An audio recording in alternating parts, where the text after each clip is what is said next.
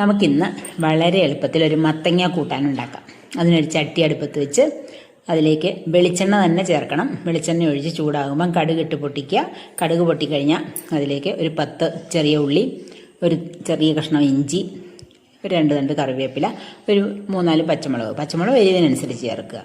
ഇത്രയും കൂടെ നന്നായിട്ട് വഴറ്റുക. ഉള്ളിയൊക്കെ നന്നായിട്ട് വഴന്ന് കഴിയുമ്പം 1 ടീസ്പൂൺ മഞ്ഞൾപ്പൊടി, 2 ടീസ്പൂൺ മുളക് പൊടി, കാശ്മീരി മുളക് പൊടി ചേർത്താൽ മതി. പച്ചമുളക് എരിവിനിട്ടിട്ടുണ്ടല്ലോ. എന്നിട്ട് ഇതെല്ലാം കൂടെ നന്നായിട്ട് വഴറ്റുക. വഴന്ന് കഴിയുമ്പോൾ അതിലേക്ക് മത്തങ്ങ ചെറിയ കഷ്ണങ്ങളാക്കി മുറിച്ചതിട്ട് കൊടുക്കുക. എന്നിട്ട് ഇതെല്ലാം കൂടെ ഒന്നും കൂടി ഒന്ന് ഇളക്കി ഒന്ന് യോജിപ്പിച്ചതിന് ശേഷം അതിലേക്കൊരു 1/4 കപ്പ് വെള്ളവും കൂടി ഒഴിച്ചു കൊടുക്കുക. മത്തങ്ങ വേവാൻ കുറച്ച് വെള്ളം മതി. എന്നിട്ടൊന്ന് അടച്ചു വെച്ച് നന്നായിട്ട് വേവിക്കുക. മത്തങ്ങയൊക്കെ ഒത്തിരി അങ്ങ് വെന്തുടഞ്ഞങ്ങ് പോകരുത്, എന്നാൽ അത്യാവശ്യം വേവുകയും വേണം. ആ പരുവത്തിന് അടച്ചു വെച്ച് വേവിക്കുക. വളരെ എളുപ്പമാണ്, വളരെ ടേസ്റ്റി ആയിട്ടുള്ള കറിയാണ്.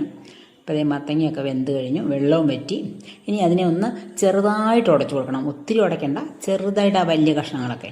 ഇനി ഇതിലേക്ക് ചേർക്കാൻ നമുക്ക് തേങ്ങയും 2-3 കൊച്ചുള്ളിയും 1 ടീസ്പൂൺ ജീരകവും കൂടെ ചേർത്ത് ഒന്ന് ചതച്ചെടുത്തുകൊണ്ട് വരാം. ഒത്തിരി അങ്ങ് അരഞ്ഞേണ്ട, വെള്ളം ഒഴിച്ച് അരയ്ക്കേണ്ട, ഒന്ന് ചതച്ചാൽ മതി.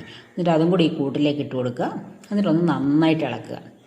ആ തേങ്ങയൊക്കെ ആ ചൂടിലൊന്ന് വെന്താൽ മതി. വേറെ വെള്ളം ഒഴിക്കുക ഒന്നും വേണ്ട. ഒരു 2 മിനിറ്റ് ഒന്ന് ഇളക്കിയാൽ അത് യോജിക്കും.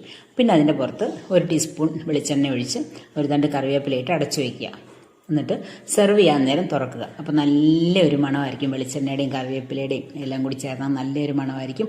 അതേപോലെ നല്ല ടേസ്റ്റുമാണ് ഈ കറിക്ക്. അപ്പോൾ എല്ലാവരും ഒന്ന് ട്രൈ ചെയ്ത് നോക്കണം. Thanks for watching.